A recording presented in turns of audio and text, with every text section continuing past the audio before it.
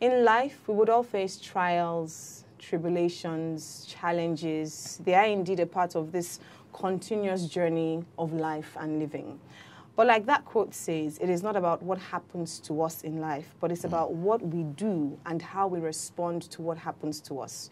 You are welcome to another edition of Chapters. And on this episode, we will be talking about overcoming the challenges of life through a book that I read and I have been personally very blessed reading. And my special guest is also here today going to tell us how he overcame his challenges of life. And he's still overcoming because, you know, it's a continuous journey and the lessons that we can learn from him. My book is titled Through It All, the memoir of my many, his many trials and triumphs. And my guest is Mr. Kola Olubode, who I will call the champion of background checks and the CEO of Background Checks International Global. I was going to say Nigeria. You are most welcome to Chapters, sir. Thanks so much, Pastor T. It's wonderful having you here. It's such an honor. Thank you for bringing me over. Thank you for making it, sir. And, you know, just like I said, I came across your book. I read your book.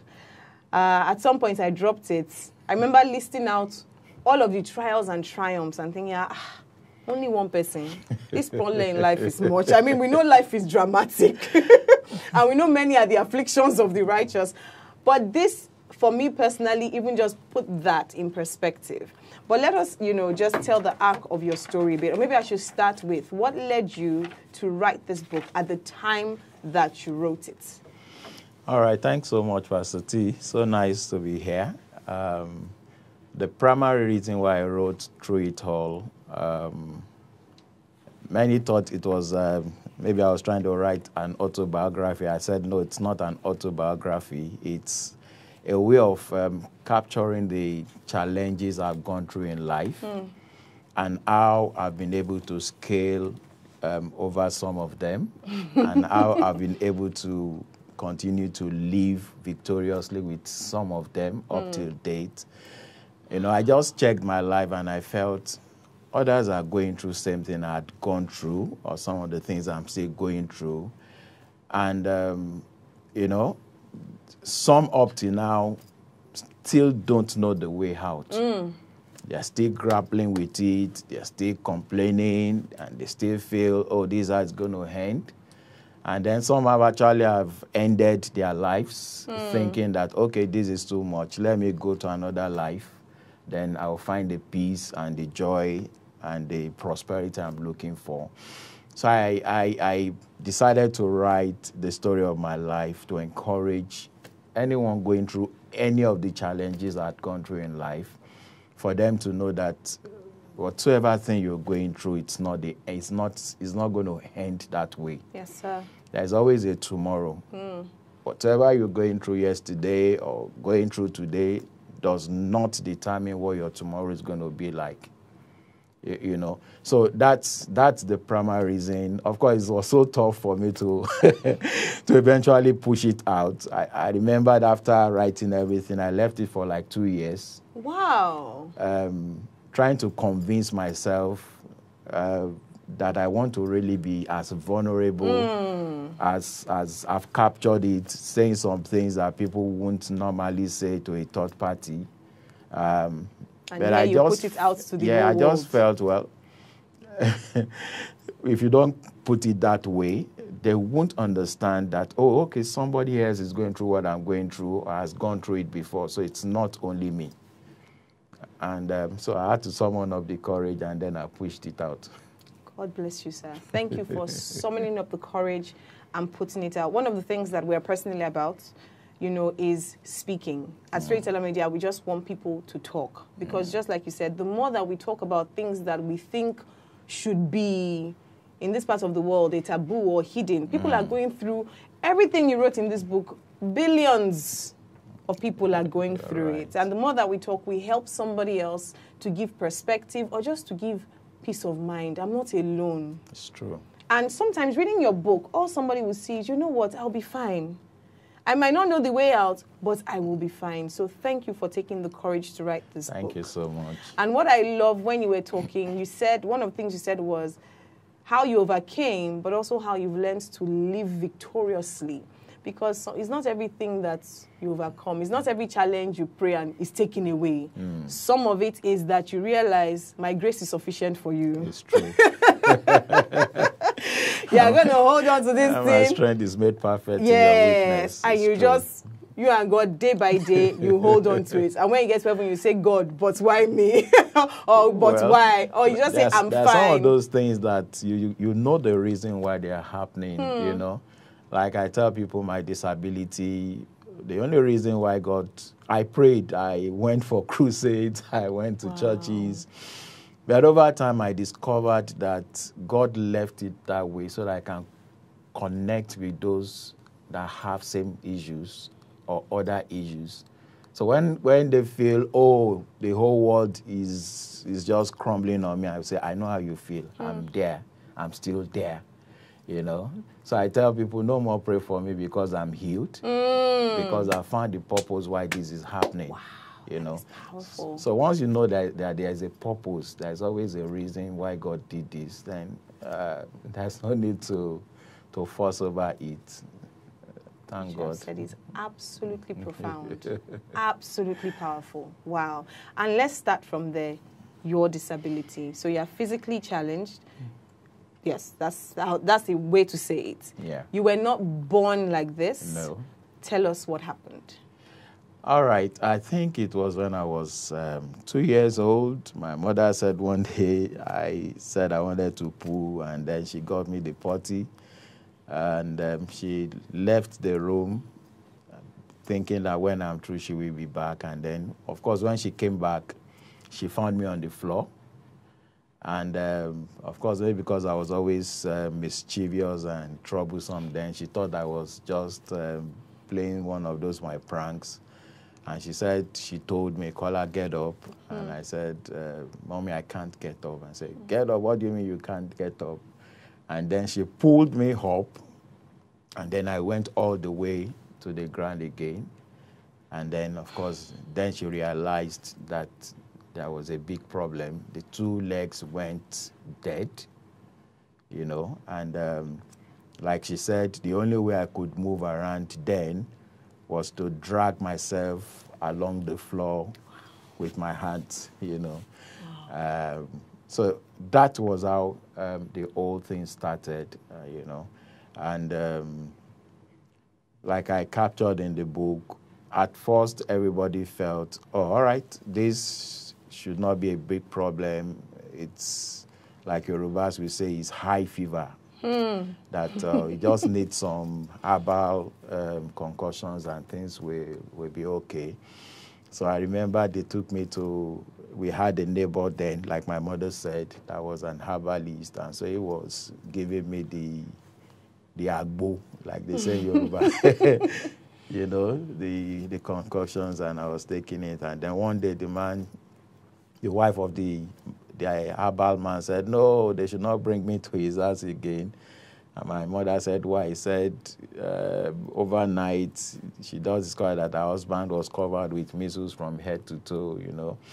And then when my mother saw him, you know, that was not captured in the book. She later explained more after the book that the man said, like she said, he told her, Anwaye, you know, which is a way of saying witches or whatever. Or the village people. Or the village people. They visited him overnight, asking, why are you treating that boy? Wow. You know? So that was the end of the treatment with him. And then, of course, I was taking, my grandmother sent for me. Then we were still in Lagos. She sent for me in Abeokuta and said, bring him. We should be able to handle him over here in Abeokuta. So the first place they took me to was one afar, and they said he was doing all this unto and everything. And then one day the man just dropped down and died. That one is in the book. And when I read it for me, I was like, okay. You know, then they took me to one of Batala priests, and that one said, yes, I'm going to make aseje, like they say in Yoruba. It's another way of concussion. And they said they should come for it on Thursday. The guy died on Wednesday, you know. Of course, that's how that's how my life was when I was growing up, It all started when I was 2. I was not aware of anything, maybe until I was like 4. Then that 4, I remembered one of those days when they took me from the Obatala. I think I was around 4 then. Then they took me into one very deep forest. They said there's one witch doctor that knows how to appeal, Somehow I was there for like 6 months. And when I was going to come back, I don't know what happened. The right leg came back to life. But of course, up to date, the left leg is still as dead as it was some 54 years ago. Wow. That beginning alone is a journey. It's a journey. And, some people can watch this now, and I'm trying to remember actually if you mentioned if your parents were people of faith, or if they... No, they were not. They were not. Then they were not. That's why anywhere they feel they can find help. Exactly. Anywhere anybody says, no, this person should be able to help, more especially my mother, she was ready to follow, whether it's going to be a church or an herbalist or a witch doctor or just anything for her son to find healing, yes, so to speak. Yes, because some people can listen to this and sometimes be judgmental. Why would you take the boy here, take the boy here? But putting yourself in the position of a parent, yeah, all of a sudden, your precious child, I mean, all you want is help. And at that point, you feel helpless. And like you said, they say, go here, go there, go there. You would really want to do anything you can do. That's exactly what happened. Wow. So at the point when you then came back at 4, your right leg had resurrected. And your left leg, this was now you. And it's interesting. I want us to also then talk about how you battled with self-esteem, confidence, because this was now you. You had 2 older brothers. Yes. Yeah, the third. And then there were some, so I think you are 7 in total. We're actually 9. Yeah, 9. Hey, it was a lot of children. Eventually. And, you being the only one going through this. From childhood, just like you mentioned in the book, you struggled with it. You struggled with feeling, why me, disadvantaged. Everybody can run, you can't run. And the masquerade story that changed your life. Tell us about that, because... And one of the things we're doing this is, even if it's not physical disability, there are things that happen to all of us in life that make us feel limited. Why me? Everybody is fine. Why is it only me this one is happening to? It's true. And it really affects people with a lot of self-esteem and self-worth. How did that work out for you? And how did you then become the Mr. Kola Olugbodi now that has written a book and is all super amazing confident? Growing up, of course, I enjoyed, there's a way you enjoy those pity party. At home, they don't allow me to do anything. Oh, don't sweep. He can't sweep. How will he stand? Oh, don't let him carry any bucket. How will he do it? Oh, don't let him do this. So I was enjoying all those until maybe I was like 8 years old. And we were taken to the village for Christmas. And then the Christmas of that year coincided with the masquerade festival of the village, And then one of those days, we decided to hit town with some of my cousins. And then I know one of my uncles was there. And if I can remember, I think like 2 of my very young siblings were there then. We all just went out, and then we got to the market square of the village. And we had this drumming coming from nowhere. And suddenly everybody started running helter-skelter. And, and the people said, that masquerade is not supposed to meet anybody on the road. He's not supposed to meet. So everybody just took off. And, of course, I was supposed to take off also. Then I now discovered that there are runnings and there are runnings. More especially when you're running, when danger is confronting you and you need to escape. Everybody ran. Then my own running was hopping on my right leg. Then, of course, because there was danger, I will hop and then fall over again. So I started screaming. I started crying. that somebody should help. Of course, all the guys we left my family compound together, everybody was gone. He has left you. And even everybody on the street, everybody was just running. And of course, I started crying, and somehow some serious thoughts just started going on through my mind. I just felt, all right, so in life, when you think you need people most, that's when they will desert you. When you think you need help, every man, it's always for themselves. You are all for yourself. Wow. You know. So that day, I can always still remember as if it was yesterday. Wow. I just told myself, I'm not going to depend on people again. I'm not going to rely on people. I'm not going to trust them. I'm going to go through life and go through life the way I'm going to face it anyhow.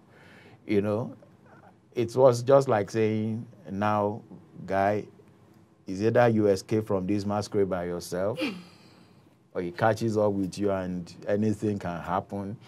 And that's the way I saw life, that it's either you face it and know that your destiny is in your hands, or you get swallowed up by issues of life. You know, so that day, somehow I didn't even care again whether the masquerade catches up with me, since nobody even cared. You know, but thank God it didn't catch up with me. But, said an uncle returns yes, to carry you. that my uncle is just a year older. You know, when your grandfather is still having the fourth wife. You know, he's just a year older than me. When he saw that the coast looked clear, he ran back and said, "Kola, jumped on my back." Then I hopped on his back, and then he ran away with me. And then, of course, I changed the gear of my crying. I said, "Okay." So people will only come back for you when it's convenient for them. So he felt, all right, the masquerade has gone another way. Let me go help him.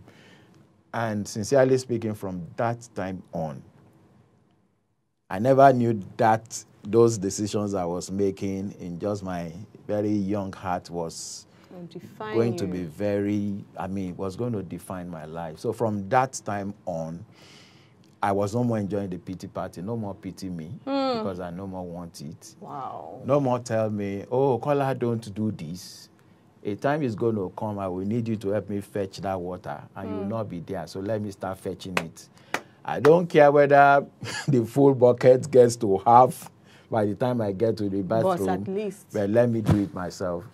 So I just discovered that can-do spirit just took over my life. And from that time on, never tell me, Kola, you cannot. And something in me will just want to prove a point that I can by doing what you said I can't. You know, like I always say, I think I shared it in the book. As I was growing up, please don't tell me, Kola, you cannot. I will always prove to you. So when my father started dropping his cars for my siblings. That was an interesting story. And then I said, okay, that is my turn. And he said, Kola Wole, you can't drive this car. And then to console me, he said, when you grow up, you'll be rich enough to buy an automatic vehicle. Then you can drive. And I just smiled. I don't argue with you when you say, Kola, you cannot. I will leave you. And then I left him. And then from that time on, I started learning and teaching myself how to drive that is car. And that led to a very interesting story in this book. And a very interesting chapter in your life. But let's quickly go on a short break now. Okay. And we will come back and talk about that. Like, when I read that story, I had a good laugh where I was, as I was also afraid for your life. But, I mean, you are here today. Guys, we're going to continue this conversation after the break. This is a conversation that will change your life. We'll be right back after the break.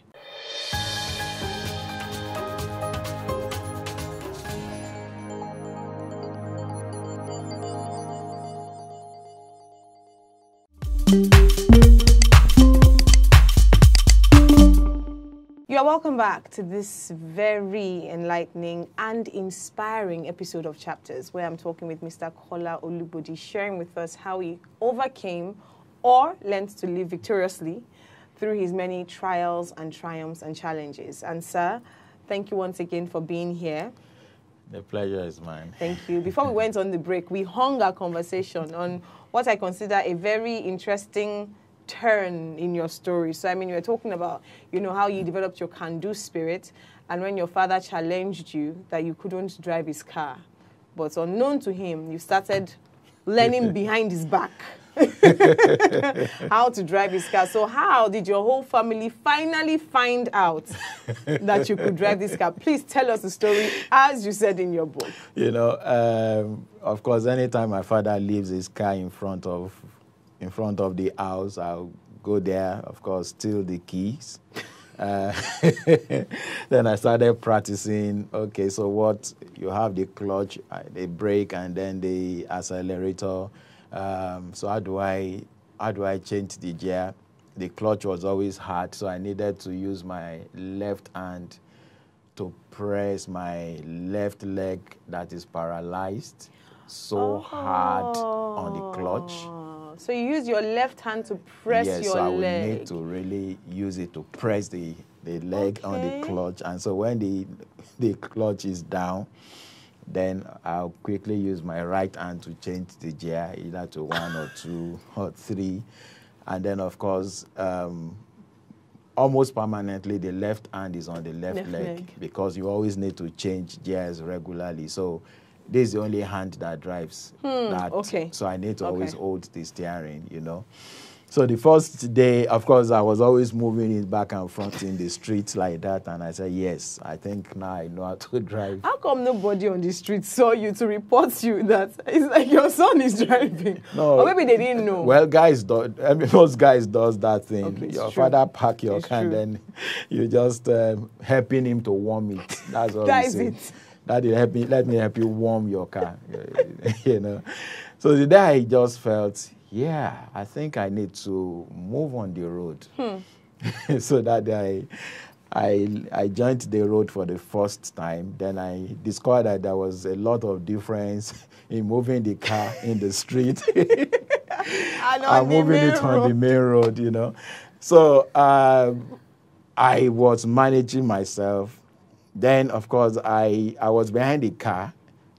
Then we almost got to a railway crossing. And then the train started building its own.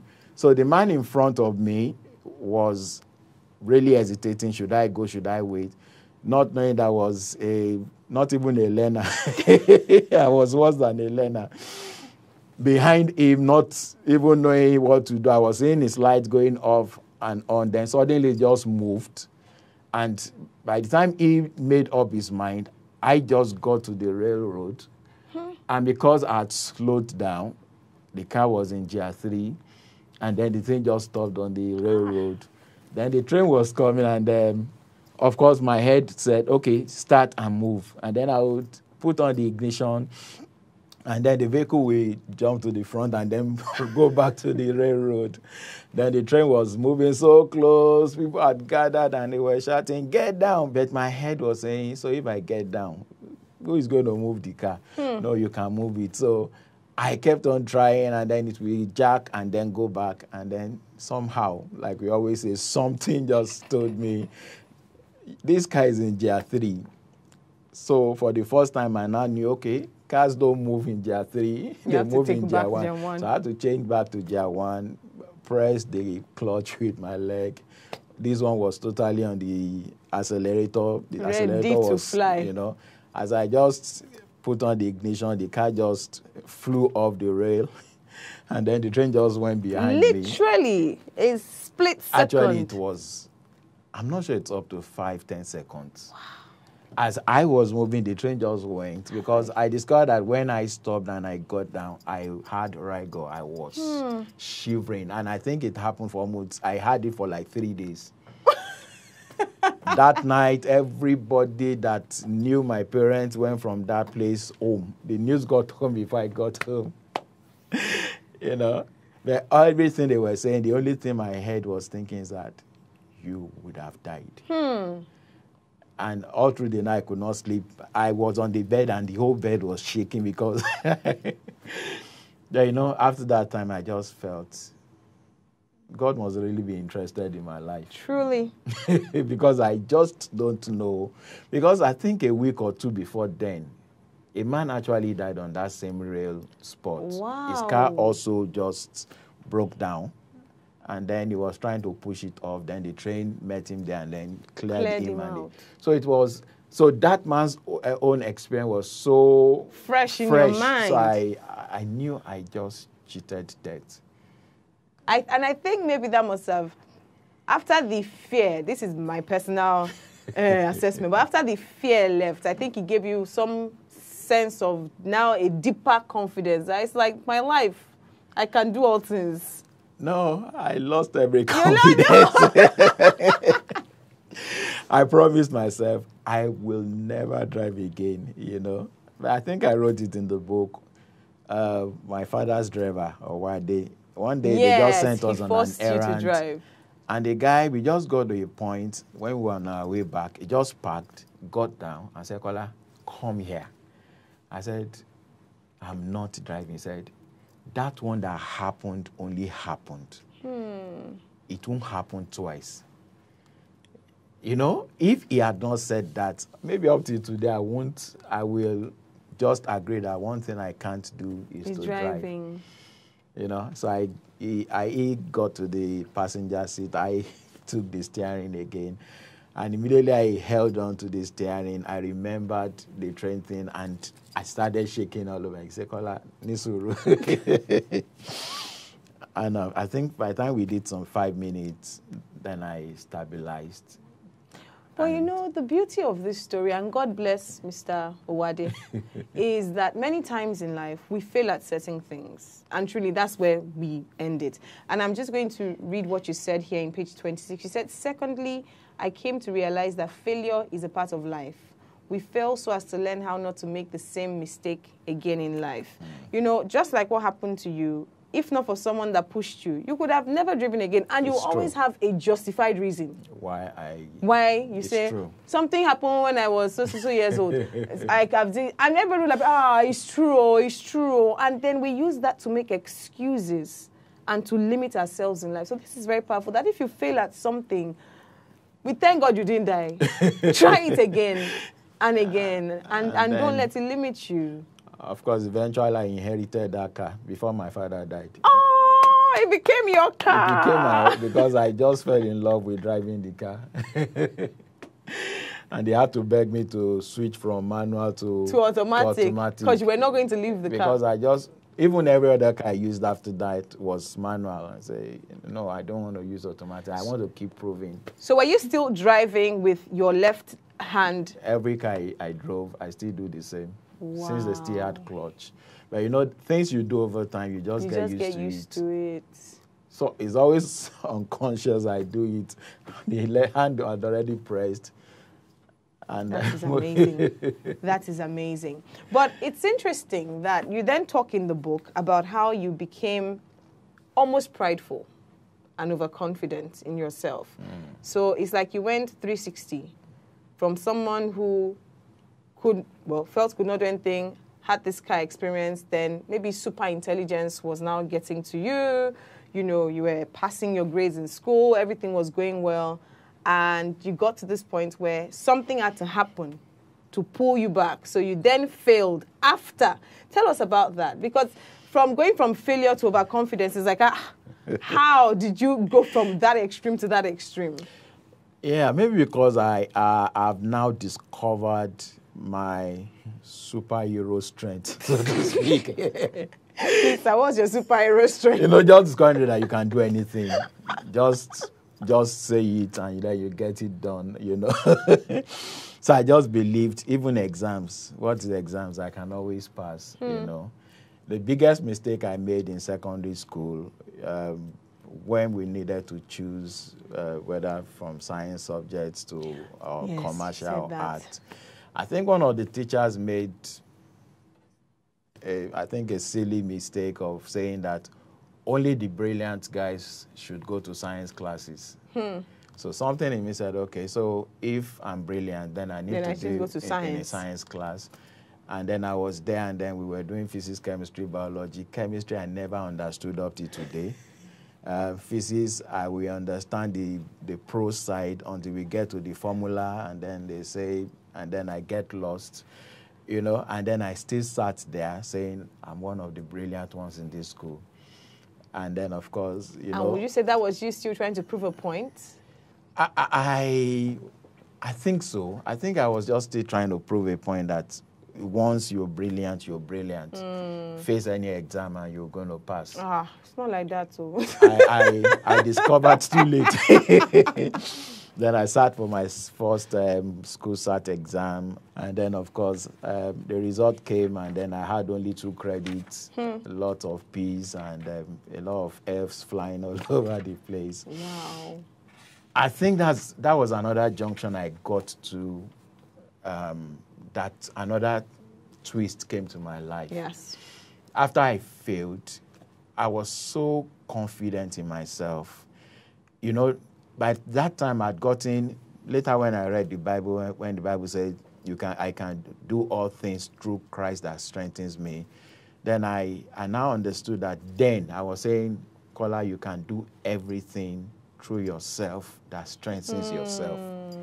That was the way I was able to term it later. When I failed, I asked myself, I did like a root cause analysis. So why did you fail? Number 1, you were confident.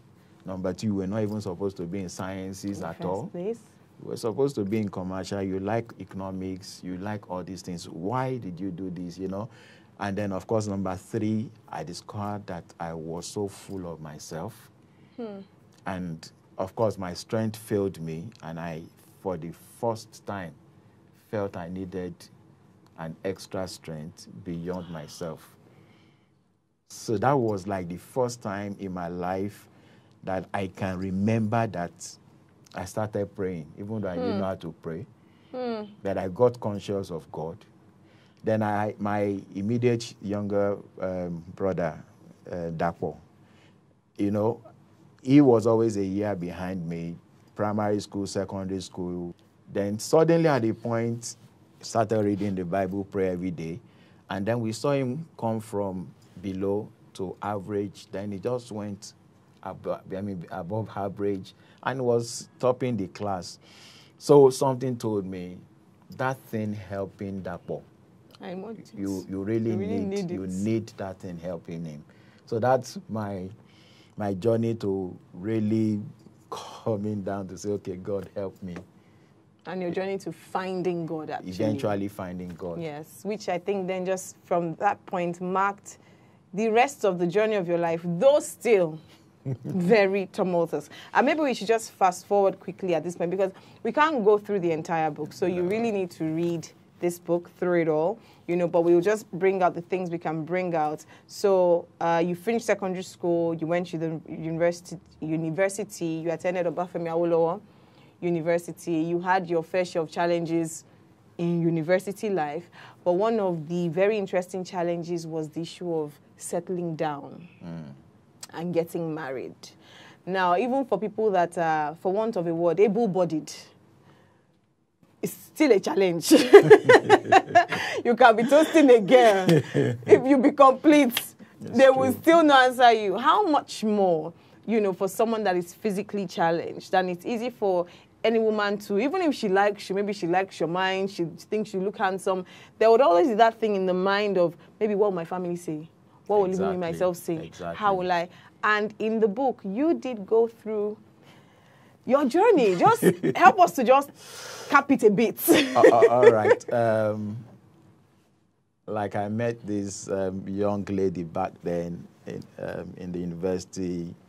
I got born again, my 100 level in the university, and after I got born again, I was interested in spiritual things. I wanted to know what makes, what do you do for demons to get out? How do you lay hands on people and then they start speaking in tongues, I was so fascinated with the spiritual things, And one of those days, somebody said there was a young lady that needed Holy Ghost baptism, and then I ministered to her.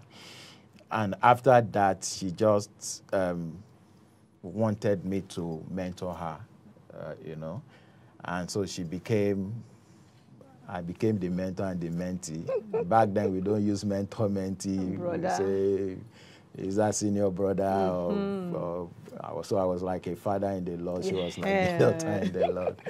You know? And we were so very, very close. Very, very close. Very good friends. And at the point, it just occurred to me that she was going to be my wife in life. And so maybe because... my wife in life.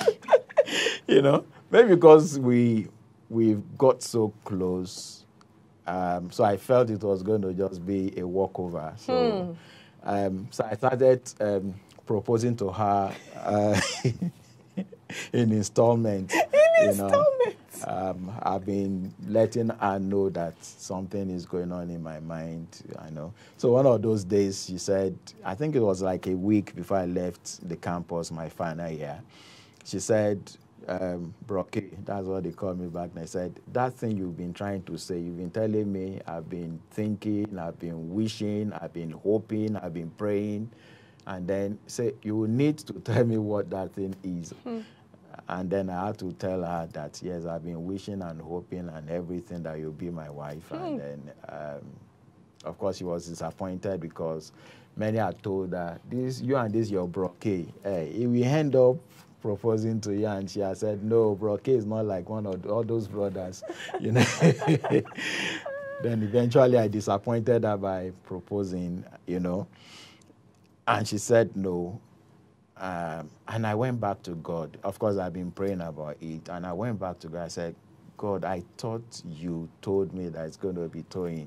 She said no. And God said, yeah, it's going to be her. I said, outside. I said, 3 things are going to happen as you leave the campus now. You're going to be posted to Ogun State. You're going to start serving at Abeokuta. You're going to be retained where you serve in Abeokuta, and then you get married to her in Abeokuta. Of course, Abeokuta was an issue because Abeokuta was home to her, to Toyin then. That's where our parents stayed up till now, you know. And of course, things just went round, and then eventually I found myself in Ogun State, posted to Abeokuta, got retained where I worked, and of course I had to go back again and said, okay, if 2 of the things God said was going to happen, if they had happened, then I think by now she should have known that, yes, it is me. Then I went back again, and then she said no. And then, of course, I went back the 3rd year, the 4th year. I thank you for adding years, because I wanted you to let us know that it's not like 2 days and 2 weeks after. No, it took 4 years. The 4th year, I was not going to go, but like I wrote in the book, yes. God, go and read the book. God tricked me into the 4th thing, and then God convinced me that it's her. He said, you are not, and I was not disobedient to the heavenly vision. God needed to make me hear it very audibly that if you don't go for her, then you are disobedient to what I've told you. So I had to go the last time. Then, but by that time, God had prepared her. Then she knew that God had told her, Kola is coming back. And then, so when I came back, of course, I was so used to getting no. So this time I said, what's the response? And she said, hold on. I said, oh, fine. You know, and then after the way she said it when she came back, she said, if it were other times, I would have still said no. But this time I will say yes. So I actually had no. Then I now felt I had yes somewhere. So I had to beg her, sorry, I didn't get what you said. Repeat, he said. She was not picking a word. If it were other times, I would have still said no. But now I would say yes. You know, of course, like you rightly said, some of the things that made her not to easily give up, she needed to count the cost. You're going to be marrying somebody with disability. Your friends are already talking. With time, they got to know me in our family, and then they were already saying, is this, of all the men on earth, is this brother Kola that you want to marry? And then, of course, so she needed to get to the point wherein she's 1,000% sure that God has got her back, you know. It's been a journey of 27 years now. Woo! You know. That is amazing. And I think your resilience, I mean, we can look now and say, oh, 4 years after, then 27 years, which is now a total of 31 years, really, if we count the 4 years of your chasing. Your resilience just points to the fact that sometimes, because from the get-go, you knew that God had told you she was going to be the one. And it's the same way sometimes from the get-go. It could be marriage, it could be anything. We know that this is what God has said. But you hit that door, it's closed. You hit that door, it's closed. You hit that door, it's closed. But you know, and I think for me sometimes it's the interestingness of the journey of faith. That's just the beauty of it. Yeah. That's just the Thank you for beauty saying of it, beauty. You know, because it got to a point, I think the third year, she said, Brock, if you keep coming back, it will affect our friendship. That you'll never be friends again, yes. And then, so I promised that I'm not going to come back again, you know. And then I started praying. I said, okay, God, this door is closed, open another one. And then I thought some other 2, 3 other doors opened. And I knocked the doors and they banged them at me. 3 times I knocked, 3 times I got no's, you know. So at a point I told myself, I know it can be so disappointing. I can say it now and it's looking as if I got frustrated. Yes. I felt, all right. Of course, I knew the reason. It's my disability. The face is okay, but by the time you get to the legs and say, yeah, you know. So I told myself, I'm going to be married in life. Wow. I'm going to be married. I know a lot of people will tell me no, but I deserve the best in life. I deserve the best of wives. So I kept on telling myself, Kola, you deserve the best. You deserve the best. I would tell myself over and over again. Anytime the thought comes and I get so frustrated, I say, Kola, you get the best. You deserve the best. Wow. Thank you. So I now have the best. Yes, you do. Thank you for sharing that. And I think specifically for anyone watching that has a physical challenge, because many times you don't realize how heavy that can be, you know, whatever kind of challenge it is. Know that just like him, you deserve the best. And it's that sometimes responsibility, but sometimes just that drive to keep telling yourself that I deserve the best, I'm going to get the best. And no matter how long it takes and how many trials and how many people say no to me and make fun of me and shut the door in my face, I will still get the best. True. Thank you for sharing that story, sir. We're going to go on a short break now and we'll come back still talking about more interesting things. This is not the end of the challenges. After this, you would think that life was smooth sailing, but now we just went to another chapter of challenges. But we'll be right back after the break to talk about that. Don't go anywhere.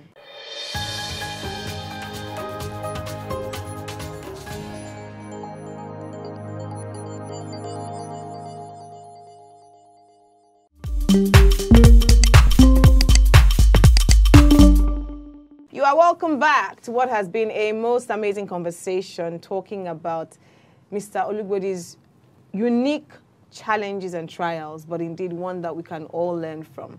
And from the beginning up until now, it would seem like finally you finished school, you are married now. I mean, what else can happen? Life can only go on a beautiful path. However, even when I got to that point, I was like, what else is left? This is the end of the story. But it was the beginning of many other stories. And, you know, one of the reasons, again, why I thought it was important to have this conversation is because the challenges, we can use that word, of life never ends. No, it doesn't. You hit one, you are victorious, another one is waiting for you by the corner. So we ended with your marriage, you got married, that had happened, and then infertility came, work challenges came. In fact, you lost your business at some point and all your money. You lived with a friend in a BQ for 3 years. Exactly. Came after living in almost a mansion to a BQ. They'll think I was in the house. But just take us through how you walk through some of those things. And if you want to touch on maybe the infertility, for example, and why that for me. In fact, I remember when I was talking about this with my associate producer, and she said for her, what touched her was many times, especially when it's the man, because you had low sperm count, your zinc story, especially when it's the man, you know, And I think these are the vulnerable parts that you thought to yourself, do I want to put this in the public space? So you had issues with your sperm count. You couldn't get your wife pregnant. A doctor even told you, you can never get a woman pregnant. How did you and your wife handle that? Let me take it from the doctor's office. Okay. Thank God that it was my wife and I that were with the doctor when he said, Mr. Lugodi, with this report I'm looking at, I'm afraid you won't be able to impregnate any woman in your life. You know, that's the way he said it. And I said, never, sir. He said, I'm afraid never. You know, and my wife was just recanting recently. When we left the hospital, I was the one that drove. She said we didn't say a single word until we got home. Of course, one of the things going on in my mind, I was gone when he said that, because I just felt, wow, this poor lady that they told her not to marry After all this time. Eventually, I won't be able to give her a child. I was already mourning my... you know, but when we got home, she just told me, my dear, she is a doctor that told you that, or is it God that told you that? Wow. I said, the doctor said, he said, no, that's the doctor's report. That's not God's report. And so we both got praying. She was praying, I was praying, and God was giving us confirmations that you're going to have children. Our own was even very, very, very, very dramatic. She saw a tree, and then on the tree, it only had 2 fruits. And God told her, those are your fruits. You're going to have 2. You know? But God kept telling me, Kola, you're going to have children. I think until the 6th year, of course, by that time, the business had failed. Things were down for us. No money, no food, no friend, no nothing. So I kept on running, just hoping that something was going to work out anyhow. They will promise you, come to Lagos, maybe you'll get this, then I will run. Then one of those days then we settled in Abeokuta. I was in a public bus from Abeokuta to Lagos. I just thought over everything we were going through, and I got so overwhelmed. You know, and I just bent my head. You know, I just started singing. Of course, the singing was to cover up my crying, because I started crying. The tears were flowing. I was in the public bus. So the only thing people were hearing outside was somebody humming a song. But I was really crying. And, of course, I was asking God, so what is our problem? You've promised us severally. When are things going to change? And then all of a sudden, God started speaking to my heart and said, bring out your Bible. So I brought out my Bible. Thank God I had a Bible with me. It was not the days of smartphones that we all have phones, Bibles on our phones. I brought out my Bible, and it said Isaiah chapter 40. And I opened to it, and then I started reading. It said, comfort ye, my people. Speak comfortably to Jerusalem. Say unto her, your hardship is over. For all your sins I give you double. You know, when I read it, I knew what God was saying. Number one, I knew it said your hardship was over. Your waiting period was over. And then, of course, from now, I'm going to give you double.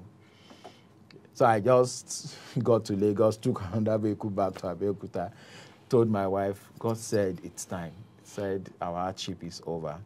Of course, I think like 9 to 11 months after that time, my wife, gave birth to our first son.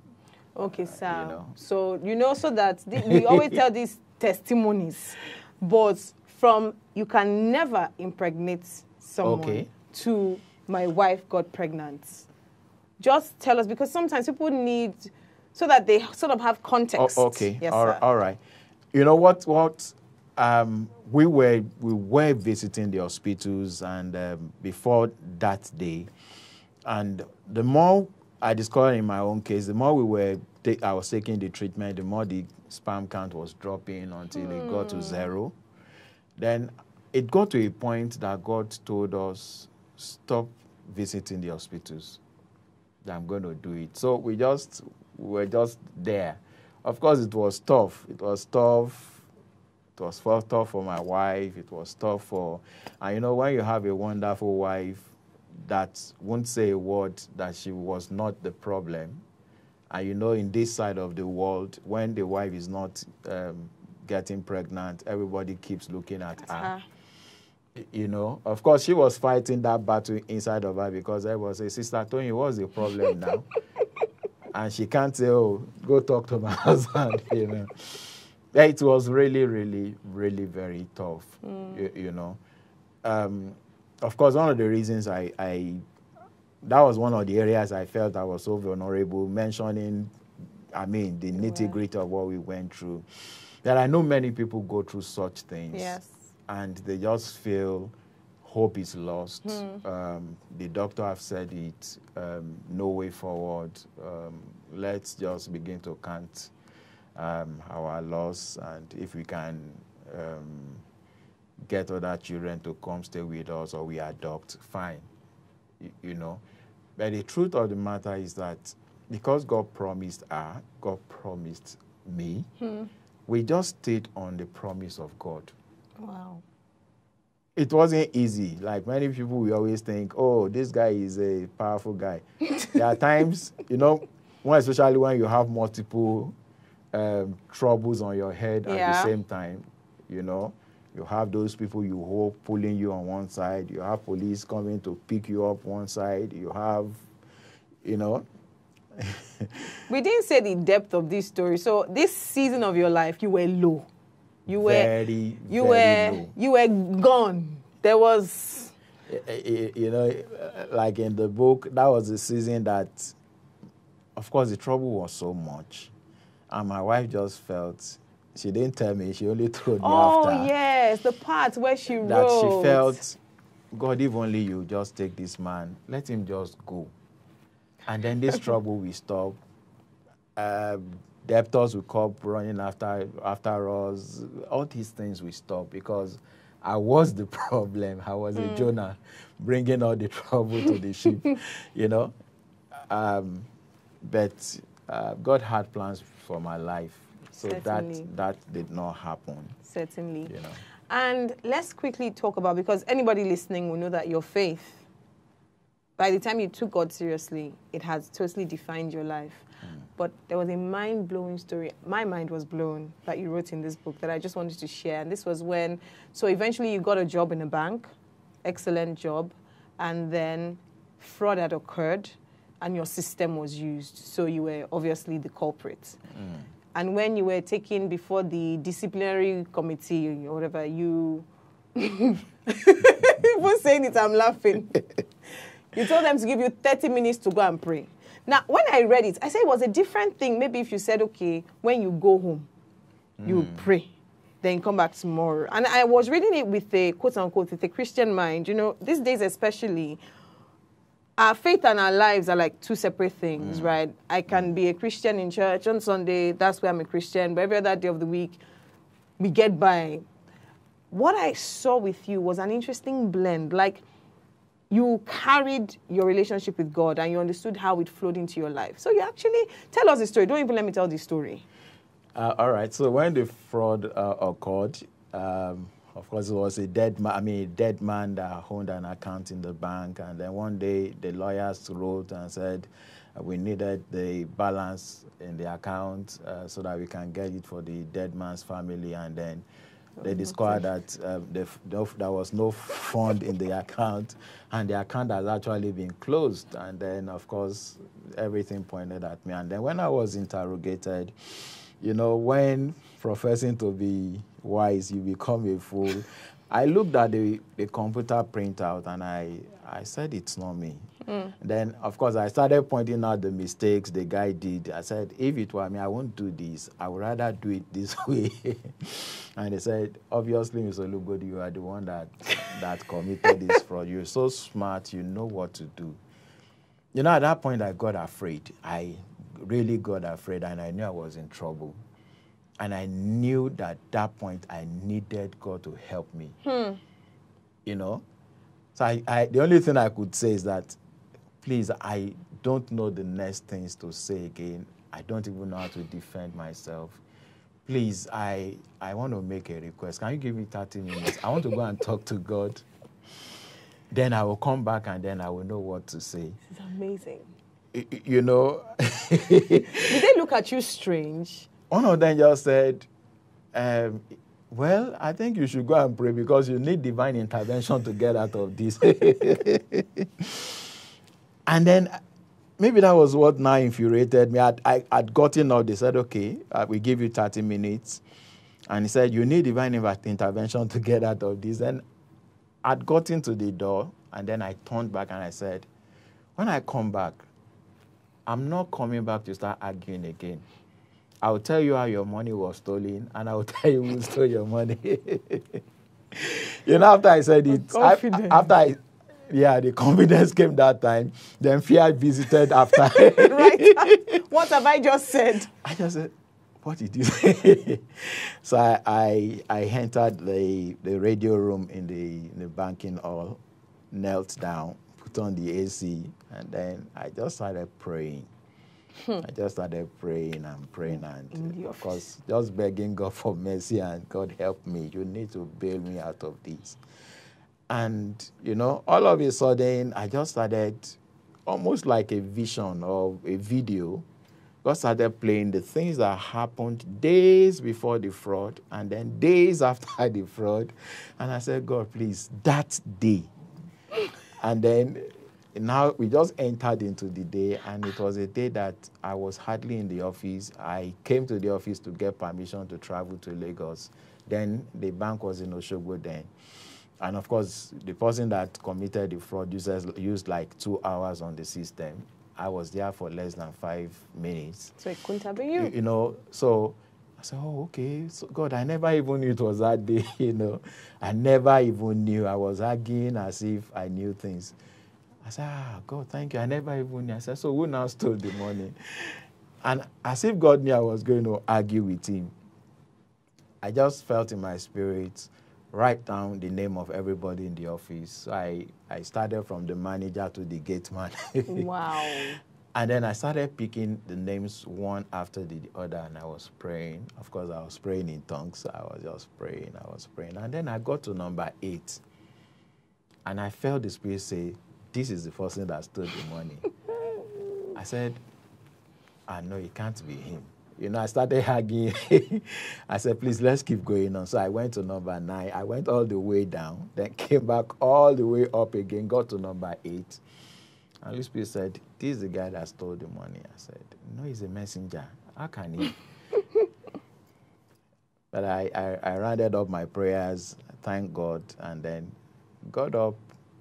I thought I was there for like 2 hours. Only for me to just look at the wrists, the wall clock in the room, and it was exactly 30 minutes. So I went back there and then told them, oh, all right, the day the fraud happened, this was what happened. I told them days before, I told them days after, and then I told them the day, just the way I got it. And then suddenly they said, oh, was it that day? No, yeah, you were not in the office. You know, the story just changed. No more argument, no nothing. Oh, was it that day? You were not in the office, because it was a day many cannot forget in the office. There was big commotion because there was a meeting, and I was the only one that was not there. You know, so they all knew that I was not around. You know, and then so it got to the point. So who stole it? I wanted to say Mr. What. Then I got cautioned. I said, so if I mentioned his name, if they called him, I say, lie, like they will say in here. And they said, so look what this, so defend your water. Yeah. I said, Holy Spirit told me. Then I'll be in trouble. So I just said, are we all on the same page that I didn't steal the money? They said, yes, we know that. I said, okay, before we leave the office today, you will know who stole your money. I just didn't know I was going to handle that part. So the best thing I felt I could do when I was released from the hook a little was to go back into that radio room to go thank God. I said, God, thank you for this. Thank you. And all of a sudden, I heard in my spirit, there's no peace for the wicked. I said, okay. So I knew what was happening. So I started praying for the boy and said, God, I withdraw his peace. He's not going to be able to deny. God is not going to. And of course, I prayed and got up. And as I opened the door, the first person that passed by was that young man. I just called him and I said, come. And I called him back into that room. And I looked at him and I said, why did you steal a dead man's money? Why did you use my system? You should have known that you can't do something like this and escape with it. You know, I was not expecting what happened next. I was expecting a very, very strong opposition. And then the next thing just started saying, I'm in trouble. I'm in trouble. He was saying it in Yoruba. And then the next thing, he just hit the floor and then he started crying and rolling. Of course, I was afraid that because I'd never seen anything like that before. Then people outside had commotion, and then they ran in, including the bank manager. And I said, sir, I told you that you were going to know who stole your money before we leave the office. He stole your money. He's already confessing. So you can take it from here, sir. Wow. You know, it always look as if one is so special, but of course I went back to God and said, God, so why me? Like people always ask. Because I know people that found themselves in police net, even locked up or even in prison or jailed for what they never knew anything about. I said, God, why me? And then, of course, God had been telling me it's time to move from the bank. And I said, I can't move from known to unknown. So God had to shake the eagle's nest for me to fall off. And so that was how I resigned from the bank and then found myself in the world of business that I knew nothing about. And that started again yet another journey. I mean, there's so many things we can go on and on and on and on about in your book because, you know, just like we've said, every point in time was a faith adventure that led you to another faith adventure. Even starting this business for you was another faith adventure. Even to know the business to start and how the idea came was an idea that was never existent, and you got it and you're wondering, how do we do this? But I'm grateful for your life that through it all, in spite of the many challenges that you went through, at least we are here today. And whatever the continuing challenges are, eventually you did have your double. We didn't touch on that. Yes. They didn't come as twins like you thought they would. I thought they were going to be twins. But my daughter came 7 years after we had the son. So it took us 14 years to experience the double. Your story is amazing. Everyone needs to get a copy of this book. Before we continue, where can everyone get a copy of this book? All right, it's on Amazon, okay, and then it has its own website, tia.com.ng. tia.com.ng. Through it all, tia.com.ng. You can always order for the book via that site. Excellent. Please, you have to get a copy of this book. It would do different things to different people. It would encourage, it would inspire, it would just calm some people down. That don't worry, no matter the craziness of the journey of your life, you can indeed make it through. If you had any final words to anyone watching, what would it be? Well, I'm going to use a scripture in the Bible which I'd come to fall in love with. The Bible says, many are the afflictions of the righteous, but the Lord delivers him from them all. Another version says, many are the hardship or the trouble of the righteous, that the Lord delivers him from them all. So no matter what you're going through, it's not going to end this way. It's not going to end. You're just going to get to that point, and then the story will change, and then you're already on the other side. You know, sincerely speaking, at some point, I thought of, why not even commit suicide? Even though it was tough. I was not going to kill myself. I just felt, when you are traveling, don't pray. Just, if you have accidents, at least you didn't commit suicide. You know, but now I now look and I say, oh, so if I died back then, all the goodies and the glory and the things I'm enjoying now I would not have really entered into them. Just because we don't know the future does not mean that your trouble is where it has ended. There's always a future. And that's why I always love tomorrows. So there's a tomorrow for everyone. We will all always enter it. And then you look back and you start wondering, so where was all this I'm enjoying now when I was swimming in trouble? But, you know, if you have not suffered, you won't appreciate it. True. When you enter into it. True. No matter what is happening in my life now, it can't get to my head. I'm still always as humble as when we were staying in the boys' quarters. And I think that's a big thing for me. Nothing shakes me now. I'm not agitated about anything. I don't want to be like nobody. I just want to be myself. So I don't have any competitor, whether in business or in life. Or rather, I have only one competitor, and that's myself. Excellent. You know, so I don't live my life for others. I live it for God. I live it for myself. And I know my life is to always encourage others. So there's always a tomorrow. That's always my conclusion. Don't think it's ended now. Thank you, sir. Thank you for writing this book. Thank you for coming. Thank you for being our guests. And thank you for sharing your story once again. I mean, I read the book and I felt it. I'm listening to you and I'm feeling the emotions all over again. And I just really want to say thank you, sir. Thank you, Pastor T. Your so story nice would to be here. indeed be encouragement and inspiration. It's been nice having you too. It's a pleasure. Thank you, sir. Thank you so much. I'm going to read out somewhere in the closing of his book as my closing too, because it just caps it nicely. And he says, this book is not about disabilities, but about confronting and overcoming life's challenges. You may not have any disability, but you might have concluded that life has not been fair to you, and so you cannot make it. Just as Mr. Olugbodi has said, there is always a tomorrow. And I wrote here that it is my hope and my prayer that his story and his journey will encourage and empower you. And just as he's here today telling his story, you might be watching this right now and your life is deep in the depths of only God knows what you're going through, or you might face something in the future. Know that there is always a tomorrow. Don't be defined by your limitation or your challenge now. Keep pushing for the tomorrow. Keep believing, keep hoping, keep trusting.